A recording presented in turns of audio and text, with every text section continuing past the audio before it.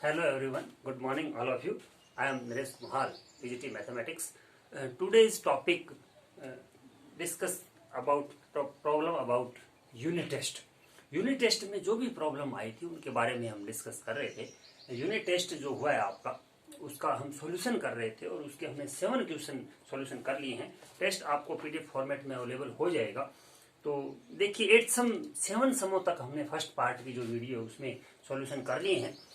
हम 8th question कर रहे हैं, right common difference of AP. AP हमें दे रखी है 3, -2 और -7, -12, इस तरह हमें एपी दे रखी है और कॉमन डिफरेंस पूछा है, डी पूछा है। इसके अंदर कॉमन डिफरेंस डी निकालने का फार्मूला आपको पता होगा, second term minus first term होता है। तो सेकंड टर्म लिखेंगे, सेकंड टर्म है वो -2 है। सेकंड टर्म क्या है यहाँ पे -2 और बीच में जो माइनस है वो फार्मूले की आती है। A1 कितना है 3, तो यहाँ पे देखिए माइनस का ही 2 है और माइनस का ही 3 है, तो माइनस जो 5 है वो इसका कॉमन डिफरेंस होगा। जो 8th सम है उसमें -5, जो डी की वैल्यू -5 कॉमन डिफरेंस होगा। बहुत सारे स्टूडेंटों ने पहला ऑप्शन यानी प्लस का 5 लगा रखा है। कहाँ प्लस का 5 होगा? आप देखिए क्या रहे हैं, सेकंड टर्म में से फर्स्ट टर्म माइनस करते हैं, अगली में से पिछली टर्म माइनस कर रहे हैं हम। चाहे आप थर्ड में से आप सेकंड माइनस कर सकते हैं, फोर्थ में से आप थर्ड माइनस कर सकते हैं। तो इसको आप पहले राइट करेंगे, सेकंड माइनस फर्स्ट करेंगे तो दोनों नेगेटिव है, माइनस का 5 आएगा। फर्स्ट ऑप्शन प्लस का 5 दिया हुआ था सम के अंदर, काफी स्टूडेंटों ने प्लस का 5 भी दिया, बिल्कुल रॉन्ग है वो, बिल्कुल रॉन्ग है। देखिए आप सही कैलकुलेशन कीजिए, माइनस का 5 सही होगा। 8th जो सम है उसके अंदर जो हमारा सी ऑप्शन है वो बिल्कुल राइट होगा। नेक्स्ट बढ़ते हैं हम, find 10th term of AP. AP की 10th टर्म हमें फाइंड करनी है। 10th टर्म और एपी हमें गिवन है।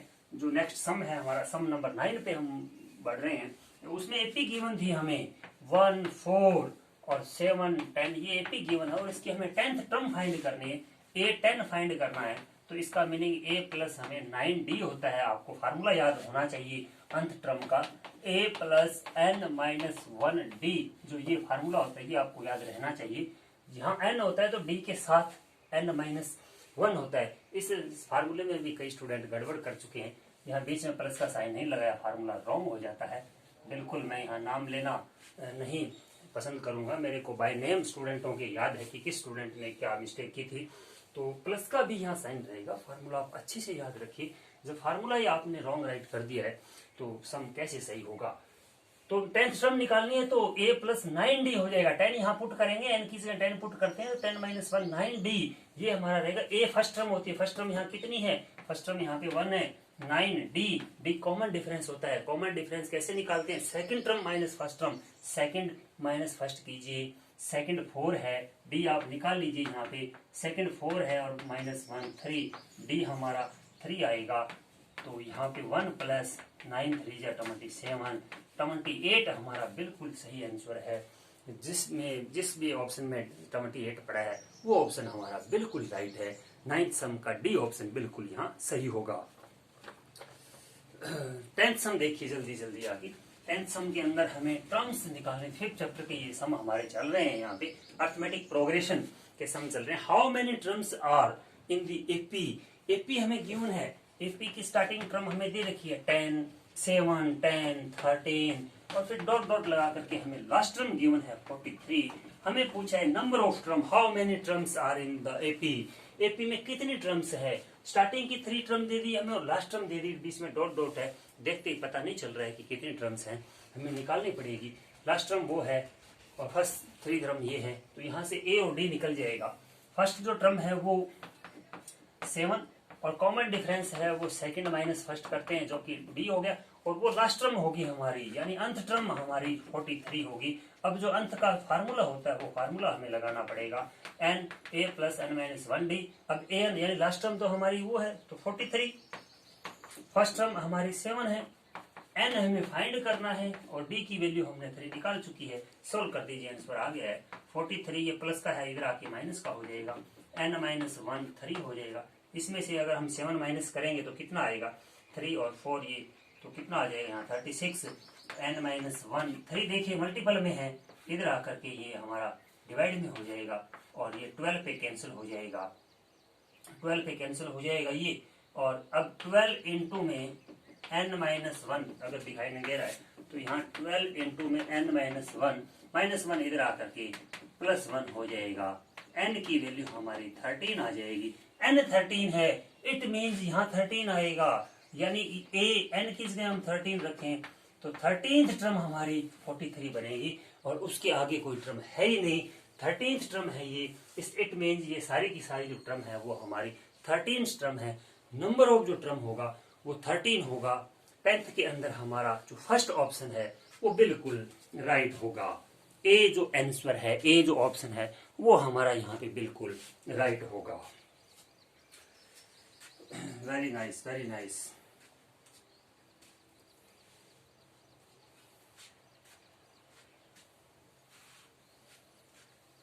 इस तरीके से आपने समों को सोल्व करना है।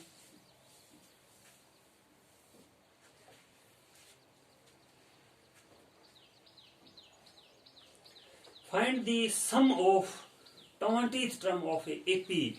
जो 11th सम है उसके अंदर हमें सम फाइंड करना था 20th टर्म का। सम ऑफ एपी का फार्मूला आ गया यहाँ पे। तो सम का जो फार्मूला हमारा होता है, एपी दे रखी है 1 4 7 10, ये हमें एपी है और हमें फर्स्ट 20 टर्मों का सम निकालना है। 20 टर्म नहीं निकालनी है, 20 टर्मों का सम निकालना है। इस बार हमें S20 निकालना है। तो SN का फार्मूला आपको याद होना चाहिए। पहले तो यहाँ से A और D निकाल लीजिए। फर्स्ट टर्म होती है A, देखते ही पता चल रहा है A फर्स्ट है, और जो D है वो 4 - 1 यानी 3 है। कॉमन डिफरेंस निकल गया, फर्स्ट टर्म निकल गई। S20 निकालना है, N20 निकालना है। N की वैल्यू यहाँ 20 है। 20 टर्मों का सम हमें निकालना है। तो SN का फार्मूला आपको याद रहना चाहिए, n/2 2a + n-1d। Some of अंत टर्म का ये फार्मूला होता है जो कि आपको बिल्कुल याद रहना चाहिए और आप राइट करेंगे, वैल्यू पुट कर दीजिए, कैलकुलेशन कर दीजिए, आंसर आ जाएगा। S n की जगह 20, इट मीन्स हमारा 20 टर्मों का सम आ रहा है। 20 टर्मों का सम हमें निकालना। n की जगह 20 होगा, जहां जहां इसमें n है वहां 20 होगा। a और d की वैल्यू आप पुट कर दीजिए। 2 a की वैल्यू 1 पुट की तो 2 ही आएगा। 20 - 1 यहाँ 19 हो जाएगा और d की वैल्यू यहाँ पे 3 है। कैलकुलेशन कर लेना डियर स्टूडेंट्स, जो भी आएगा इन चारों में से एक ऑप्शन आएगा और वो हमारा बिल्कुल राइट होगा। आप कैलकुलेशन कर लेना। हम जल्दी जल्दी समों की तरफ आगे बढ़ रहे हैं। मैंने इनको सॉल्यूशन करवा दिए हैं समों की। 12 सम देखिए आगे। An envisaged die is through. What is the probability of getting multiple of 3? एक डाइस को थ्रो करते हैं तो मल्टीपल ऑफ 3 क्या होगा? मल्टीपल ऑफ 3, देखिए एक डाइस को थ्रो करेंगे, सैंपल स्पेस क्या बनेगा? 1 आएगा, 2 आएगा, 3 4 5 और 6। ये 6 नंबर एक डाइस को थ्रो करें तो आ सकता है। हमें उसकी प्रोबेबिलिटी निकालनी है कि वो मल्टीपल ऑफ 3 होगा। कितने है यहाँ पे मल्टीपल ऑफ 3? मल्टीपल ऑफ 3 हमारे पास सिर्फ और सिर्फ 2 ही नंबर है, 3 और 6। दो ऐसे नंबर हैं जो मल्टीपल ऑफ 6 हैं, मल्टीपल ऑफ 3 हैं, सॉरी। तो हमें प्रोबेबिलिटी निकालना है तो यहाँ लिखोगे मल्टीपल ऑफ 3। मल्टीपल ऑफ 3 दो नंबर हैं, दोनों में से कोई आ गया तो मल्टीपल ऑफ 3 आएगा, और कोई नंबर आ जाता है तो मल्टीपल ऑफ 3 नहीं होगा। फेवरेबल केस जो हमारे हैं वो यहाँ पे ओनली 2 है। ये आ गया तो भी मल्टीपल ऑफ 3 है, 6 आ गया तो भी मल्टीपल ऑफ 3, दो ही केस है। और टोटल केस कितने हैं? टोटल केस 6 हैं। 2/6 इसको सॉल्व करना होगा, कैंसिल हो रहा है, देखो बड़ी आसानी से। 1/3 जिस भी ऑप्शन में आंसर है वो हमारा ऑप्शन बिल्कुल राइट है। 12 का ए जो आंसर होगा वो बिल्कुल राइट होगा डियर स्टूडेंट्स। 13 देखिए, a bag containing 3 red and 2 blue marble. 3 marble नहीं है वहां, 2 ब्लू मार्बल है। A marble is drawn at random, what is the probability of drawing is a blue marble? Blue marble की हमें probability find करनी है। तो इसमें देखिए ब्लू मार्बल की हमें निकालने, रेड 3 है, 13 सम कर रहे हैं हम यहाँ पे। रेड जो मार्बल है हमारे पास वो तो है 3 और जो ब्लू मार्बल है वो है 2। टोटल कितने हो गए? 5। प्रोबेबिलिटी किसकी निकालनी है? ब्लू मार्बल की निकालनी है। तो ब्लू है ही 2 और बटे में 5, 2/5 2/5 2/5। डी ऑप्शन 13 के अंदर डी ऑप्शन है वो बिल्कुल राइट होगा। प्रोबेबिलिटी की काफी इजी सम टेस्ट में दी हुई है, आपकी नॉलेज के हिसाब से काफी इजी सम है। अच्छी नॉलेज है आपको। नेक्स्ट देखिए 14 सम। 14 sum, two dice are thrown together, the probability of getting the same number on both dice। बहुत अच्छा सम है। As it is NCERT book के अंदर आपके नहीं है ये सम, 10th क्लास की एनसीईआरटी बुक के अंदर एज इट इज सम नहीं है, थोड़ा सा अपडेट सम किया हुआ है। और ये सम अच्छा सम है, कोई ज्यादा मुश्किल नहीं है। बहुत सारे स्टूडेंटों ने सही किया है हमारा, बड़ी मेरे को अच्छा लगा। और बता दूं जानकारी के लिए, +2 की एनसीईआरटी की बुक के अंदर एज इट इज सम नहीं है। 2 डाइस को उछाला गया है, 2 डाइस को हम एक साथ थ्रो किया है, तो आपको पता रहना चाहिए 2 डाइस को अगर हम थ्रो करते हैं तो 36 आउटकम आते हैं हमारे पास। कौन कौन से हो सकता है? दोनों डाई में 1 1 आ जाए, 1 2, इस तरह 1 3, 1 4 और 1 5 और 1 6, इस तरह जो ये 36 बनते हैं। आपको पता होगा, यहाँ 13 एग्जाम्पल में भी दे रखे हैं, 36 बनते हैं ये हमारा। फिर यहाँ 2 1 करेंगे हम, इस तरह 2 2 करेंगे, 2 3, ये चलेगा हमारा 2 6 तक। फिर 3 1, 3 2, 3 3, 3 4, इस तरह ये 3 6 तक चलेगा। फिर 4 1, 4 2, 4 3, 4 4 और ये 4 6 तक चलेगा। 5 1, इस तरह समझ गए हैं आप। यहाँ इस लाइन के अंदर 5 5 आने वाला है, इस लाइन के अंदर यहाँ 6 6 आने वाला है। हमें प्रोबेबिलिटी क्या कह रहा है? टोटल आउटकम हमारे पास 36 है। इसमें कह रहा है कि the probability of a getting the same number on both die, दोनों डाइस के अंदर सेम नंबर होना चाहिए, उसकी प्रोबेबिलिटी निकालनी है। तो देखिए डियर स्टूडेंट, सेम नंबर यहाँ भी है, सेम नंबर यहाँ भी है, दोनों डाई में सेम होने चाहिए। कुछ भी हो बेशक वो, एक में 6 है तो दूसरी में भी 6 होना चाहिए, एक में 5 है तो दूसरी में भी 5 होना चाहिए। यहाँ सेम है, यहाँ सेम है, यहाँ सेम है, यहाँ सेम है, यानी ये जो लाइन होगी, ये जो नंबर होंगे, ये हमारे सेम नंबर है। 6 ऐसे केस होंगे, इन 36 में से 6 ऐसे केस होंगे जिनमें सेम नंबर आ रहा है। तो प्रोबेबिलिटी सेम नंबर की, same number on both die same number में टोटल 6 है। और नहीं, टोटल क्या, जो सेम हमारे हैं वो केस 6 हैं और टोटल 36 हैं। 1/6 आंसर आ गया। बिल्कुल इजी सम था। थोड़ा सा स्टेटमेंट हो सकता है आपको लगी होगी रट्टाफिकेशन करने वालों को, अदरवाइज बहुत से स्टूडेंटों का सही आंसर है। चेक करके भी बड़ी मेरे को खुशी हुई कि इस लेवल के क्वेश्चन भी स्टूडेंट सॉल्व कर रहे हैं। सी ऑप्शन यहाँ पे राइट होगा। 15 क्वेश्चन देखिए। If a digit of a choose at random from the digit 1 2 3 4 5 6 8 9, then the probability get that it is odd number. हमें ऑड नंबर की प्रोबेबिलिटी निकालनी है। हमें कुछ नंबर गिवन है और उनकी ऑड नंबर की प्रोबेबिलिटीज हमें फाइंड करनी है। तो ऑड नंबर देख लीजिए, इनमें से कितने हैं। बिल्कुल इजी सम है, ये कोई मुश्किल सम नहीं है।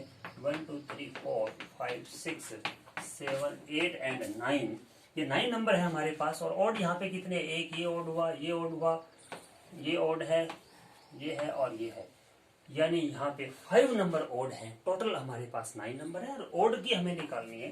प्रोबेबिलिटी है वो ऑड नंबर्स की निकालें। तो प्रोबेबिलिटी आप लिखा करें यहाँ पे कि किसकी प्रोबेबिलिटी निकाली जा रही है, किस चीज की प्रोबेबिलिटी निकाली, वो कंफर्म यहाँ होना चाहिए कि ऑड नंबर की प्रोबेबिलिटी निकाल रहे हैं। ऑड यहाँ 5 है, टोटल यहाँ 9 है, 5/9 हमारा आंसर हो जाएगा, जो कि इसके बी ऑप्शन में पड़ा है। 16 सम तो बड़ा इजी सम है। मैंने जो हमारी टेस्ट से पहले जूम क्लासेस लगी थी उसमें भी हमने डिस्कस किया था, याद भी रहना चाहिए, अच्छा सम था।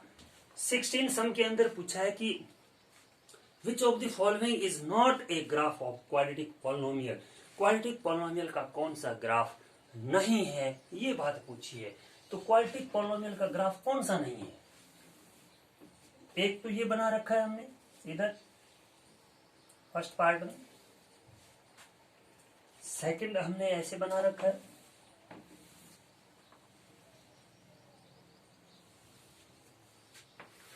जो सी ऑप्शन है उसके अंदर भी हमने कुछ इस तरह का बना रखा है। और जो हमारा डी ऑप्शन था, ये मोस्टली स्टूडेंटों का सही है सम, ये कुछ इस तरह से बनाया हुआ है। तो साफ पता चल रहा है जो डी ऑप्शन हमारा ये ऑप्शन है, ये हमारा क्वाड्रेटिक पॉलिनोमियल का ग्राफ नहीं है। बाकी तीनों के तीनों क्वाड्रेटिक पॉलिनोमियल के ग्राफ हैं। तो क्वाड्रेटिक पॉलिनोमियल के ग्राफ इस यू शेप के होते हैं, इसका नाम पैराबोला होता है। आप सेकंड चैप्टर की थ्योरी पढ़ेंगे तो वहां भी पता चलेगा। यू शेप का ग्राफ होगा, इस तरह से पैराबोला शेप होती है ये ऐसे अपवर्ड हो सकता है या डाउनवर्ड भी हो सकता है, इसकी तरह ऊपर नीचे भी हो सकता है, लाइन को टच करे, लाइन को टच ना करे, नीचे हो सकता है, ऊपर हो सकता है। शेप इसकी ये रहने वाली है। तो इस शेप का जो भी कोई होगा वो क्वाड्रेटिक पॉलिनोमियल का ग्राफ होगा। और ये देखिए ये कर्व ऊपर नीचे जा रही है या कोई स्ट्रेट लाइन है तो वो पॉलिनोमियल का ग्राफ नहीं होगा। डी ऑप्शन यहाँ राइट है। 17th सम देखिए, 17th जो सम है हमारा वो देखिए डियर स्टूडेंट्स। 17th सम अच्छा सम है। Which of the following equation has no real root. इस समूह के अंदर काफी स्टूडेंट्स को प्रॉब्लम फेस करनी पड़ी है और अच्छे लेवल का सम है ये। एज इट इज एनसीईआरटी में तो खैर नहीं है, बट कंसेप्ट इसका एनसीईआरटी में है, वहीं से सम बनाया गया है। आप which of the following are quadratic equation has no real root. No real root किसके होंगे? रियल रूट किसके? नो रियल रूट किसके एग्जिस्ट नहीं करेंगे? 4 इक्वेशनें दे रखी है और रियल रूट किसके एग्जिस्ट नहीं करेंगे ये हमें पूछा है। हमें पता रहना चाहिए डियर स्टूडेंट्स की रियल रूट किस कंडीशन में एग्जिस्ट नहीं करते, रियल रूट किस कंडीशन में नहीं होते। तो आपको पता रहना चाहिए कि जिस भी सम के अंदर डिस्क्रिमिनेंट हमारा अगर लेस देन 0 आ गया तो उसके रियल रूट एग्जिस्ट नहीं करेंगे। बस डियर स्टूडेंट हमें डिस्क्रिमिनेंट ही निकालना है। जिस भी ऑप्शन का डिस्क्रिमिनेंट लेस देन 0 आ गया, इट मींस नेगेटिव आ गया, उस ऑप्शन के अंदर रियल रूट एग्जिस्ट नहीं करेंगे। तो लेस देन 0 ही आना चाहिए। इक्वल 0 आ गया, एक ऑप्शन में इक्वल 0 आ रहा है, डी ऑप्शन है शायद वो, तो उसमें एग्जिस्ट करते हैं रियल। डी जब इक्वल होता है तो रियल रूट एग्जिस्ट करते हैं, दोनों रूट इक्वल होते हैं, आपको पता इस बात का रहना चाहिए। देखिए फर्स्ट ऑप्शन हम कर रहे हैं X square minus 4x plus 3 root X root 2 equal 0। तो इसका डिस्क्रिमिनेंट निकाल लीजिए। ए की वैल्यू यहाँ पे 1 है, बी यहाँ एक्स का कोफिशिएंट होता है, सी यहाँ कांस्टेंट टर्म है। मैं डिस्क्रिमिनेंट निकाल रहा हूँ। डिस्क्रिमिनेंट का फार्मूला आप सभी को याद होना चाहिए। ये होता है, इसमें पुट कीजिए बी स्क्वायर माइनस 4 का स्क्वायर किया हमने, माइनस 4a1 है और c की वैल्यू यहाँ 3 रूट 2 है। 4 का स्क्वायर 16 हो जाएगा और ये 12 रूट 2 हो गया। 16 माइनस में इसकी जब आप 12 और रूट 2 की वैल्यू आप पुट करेंगे 1.41 पुट करेंगे वैल्यू। रूट 2 की 2 पॉइंट तक आप वैल्यू पुट कर लेंगे। रूट 2 की ये वैल्यू होती है 1.41, स्क्वायर रूट पॉइंटों में निकलता है। तो जो स्क्वायर रूट 2 की जो वैल्यू होती है 1.42 होगा। अब आप इसके साथ मल्टीप्लाई करेंगे तो वो मल्टीप्लीकेशन हमारी 16 माइनस में इसकी जो मल्टीप्लाई करोगे 16.92 आने वाली है। देखिए डियर स्टूडेंट्स, ये 16 है और ये माइनस का 16.92 है, तो नेगेटिव का बड़ा हो गया, माइनस करोगे तो माइनस का हमारा 0.92 आएगा, जो कि लेस देन 0 है। लेस देन 0 है मतलब नेगेटिव है, डिस्क्रिमिनेंट नेगेटिव हो गया, इट मीन इसके रियल रूट एग्जिस्ट नहीं करेंगे। यानी पहला ही ऑप्शन हमारा बिल्कुल राइट होगा। बाकी ऑप्शन आप कैलकुलेशन करेंगे, ट्राई करेंगे, तो उसमें डिस्क्रिमिनेंट जो हमारा है वो हमेशा 0 से बड़ा आएगा या 0 आएगा, लेस देन 0 नहीं आएगा। पहले में आया तो पहला ही आंसर है 17 का। अच्छा सेम था ये। आज हम इस वीडियो में इतने ही 17 सम करते हैं। नेक्स्ट वीडियो में आपको नेक्स्ट टाइम के सॉल्यूशन कराए जाएंगे। Thank you.